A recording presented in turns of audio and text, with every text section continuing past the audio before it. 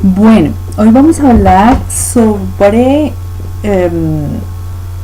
los caminos espirituales. Hemos venido planteando a lo largo de los diferentes videos que las situaciones que se nos plantean alrededor nos sirven como un espejo que está hablándonos como en Blancanieves, donde no siempre nos dice que somos las más bellas del mundo, sino que dice información importante, da pistas importantes sobre algo frente a lo que tenemos que poner atención. Es lo que hemos venido señalando de lo que nos habla las relaciones de pareja, los síntomas, los conflictos. La diferencia entre una y otra persona frente a esta situación solamente podemos identificarla en su personalidad. Una personalidad extrovertida pues explota, dice, hace, y una personalidad pues más introvertida lo que hace es tragarse el asunto solito, pero no hay diferencia de fondo. La situación y el proceso mental y emocional frente a lo que rodea sigue siendo es mismo en uno u otro caso. Entonces hemos planteado que las enfermedades, todo lo que consideramos exterior, como relaciones de pareja, como conflictos, como relación con el dinero, como relaciones de familia, nos invitan a indagar, y eso podemos llamarlo un camino espiritual. Indagar no nos lleva necesariamente no nos lleva a más lugares, diría yo, que a la pregunta por nosotros mismos. Y en este camino espiritual que cada uno anda, con pistas externas que son puestas por la vida, por Dios, para devolvernos a nosotros mismos. En Curso de Milagros dice volver a nuestro hogar. Qué hermoso, porque nuestro hogar está en nosotros mismos. He notado una diferencia fundamental, ¿no? Y una cosa significaría hablar de conceptos espirituales, de conceptos emocionales, de conceptos de libertad, y otra cosa la experiencia, y es lo que creo que nos marca en un lugar u otro. Durante mucho tiempo asistí a la iglesia, a reuniones de iglesia, y siempre tuve una pregunta fundamental: ¿por qué no las personas no éramos diferentes en esencia cuando estábamos andando un camino espiritual, diferentes en esencia a otra persona que nos hacía todas estas preguntas y todos estos ejercicios y todas estas contemplaciones que uno puede hacer cuando está inmerso en una religión? Y hoy podría decir que la diferencia radica en relacionarnos conceptualmente con lo que nos pasa, o relacionarnos experiencialmente con lo que nos pasa. Por mi labor tengo el gran privilegio de ser como testigo, partícipe de los procesos espirituales de diferentes personas, y ver en ellos una diferencia que me aporta y me permite aprender y entender que si tengo contacto con ellos es porque de alguna forma son una extensión de mi propia experiencia y de mi propio proceso. Y a través de lo que pasa en ellos, en esos pacientes que nombran en otro lugar, porque están en un lugar de paciencia, al ver lo que pasa en ellos, veo la diferencia cuando alguien entiende un concepto y se lo lleva a su casa, y le da vueltas y le da vueltas. Un concepto, por ejemplo, el concepto de paz. Entonces, como la paz interior podría ser aquello a lo que apuntan casi que todos los caminos espirituales, a diferencia de otra persona que más que llevarse un concepto entiende algo.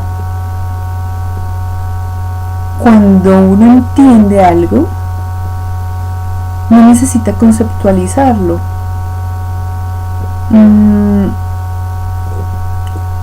Si nos relacionamos, por ejemplo, con la paz interior, una cosa es pensar en mi vida diaria que busco la paz interior. Y entonces, que si pasa un problema y me despierto y no hay pan para el desayuno, entonces respiro hondo y digo, busco la paz interior, como en Kung Fu Panda, ¿no? O si llego al trabajo, si voy por Transmilenio, si cojo el carro y entonces hay un trancón, entonces respiro hondo y digo, busco la paz interior. Mi jefe me dice tal cosa, o mi pareja no hace tal otra, entonces respiro y digo, la paz interior. Ese es un camino que nunca nos va a llevar a la paz. Nos va a llevar a relacionarnos con el concepto de paz, pero nos estamos relacionando todo el tiempo desde una intranquilidad buscando la paz, y así nunca va a ser posible. Digamos que en su planteamiento mismo es ilógico. Y tenemos otra posibilidad, y es que en medio de que no haya pan, en medio de que la pareja que está con uno no haga, o si haga, en medio del trancón, en medio del semáforo, en medio de la pinchada, en medio de la molestia, de la decepción, de la tristeza, del hambre, del afán, del sentimiento de decepción o de injusticia, yo pueda sentarme en ese sentimiento, en esa emoción, y asumirlo, y poder entender que es allí donde surge la paz. Tal vez por eso las masas, por ejemplo en iglesias, en grupos, en cursos, solo son un sofisma temporal de paz, porque es un sofisma con el que me identifico con el que está delante hablando, con el predicador, con el psicólogo que me habla de esa manera, con el conferencista, con el coach, con el demás. Hay un instante de identificación y siento en ese momento tranquilidad, pero eso no es paz, porque salgo a la esquina y ya se me olvidó lo que estaba ahí, lo que ocurría ahí.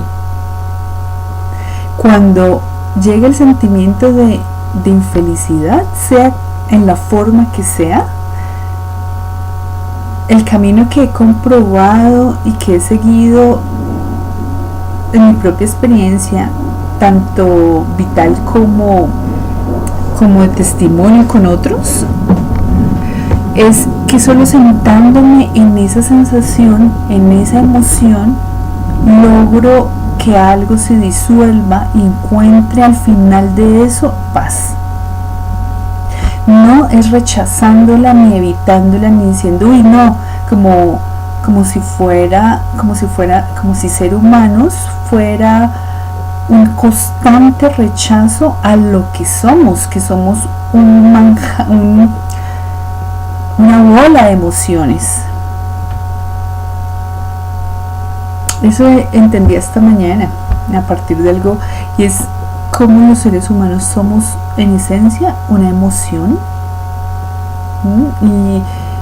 y cómo esa emoción pues obviamente es fruto de un pensamiento, ese pensamiento es fruto de una interpretación de una realidad, esa realidad es fruto de una construcción que hemos hecho, pero nos lleva a una emoción.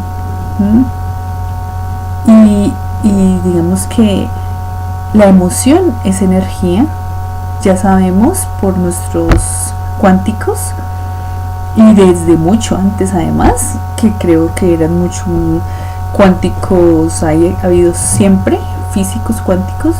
La energía no se destruye, Entonces la emoción no se destruye a punta de oposición, de rechazo. La emoción de decepción, de frustración, de desencanto, de insatisfacción, de agobio, de maltrato, de acoso, no se va a diluir por evitarla,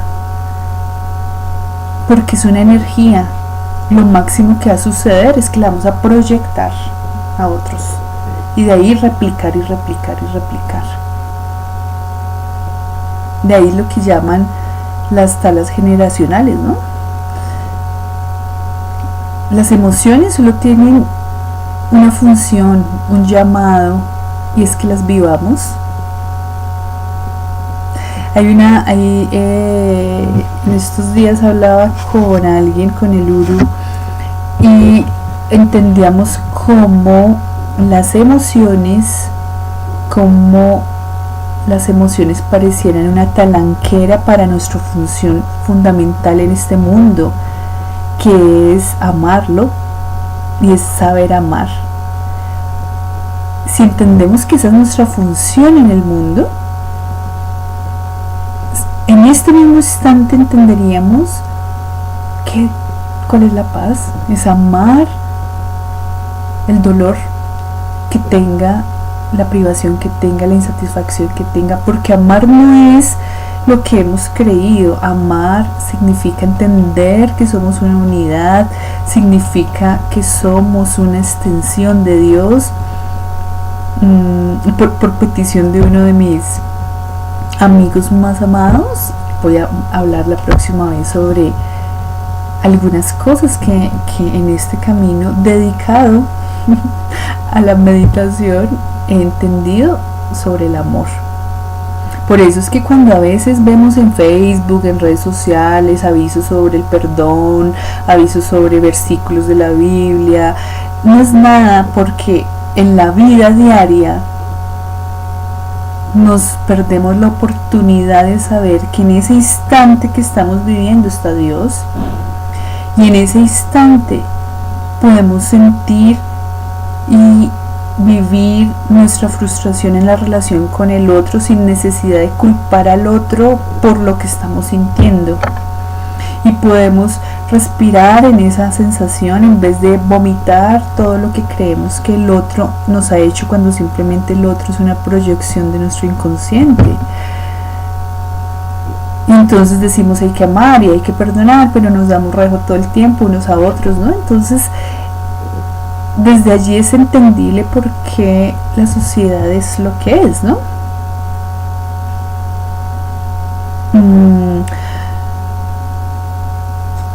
En estos días tuve una experiencia con alguien al que amo profundamente, y era ver todos sus comportamientos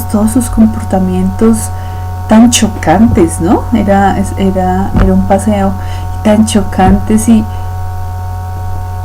encontré el momento de paz que fue lo mejor de ese paseo.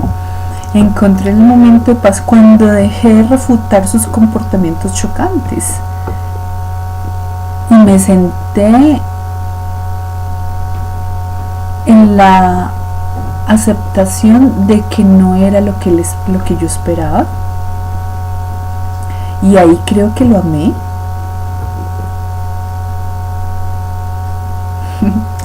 Es maravilloso y es apasionante cuando entendemos que las emociones no nos la provoca el otro. Las emociones son como una sacudida constante que nos dice: asúmeme, porque eres tú. Bueno, pues dejamos por hoy aquí. Gracias a los que me escriben, gracias.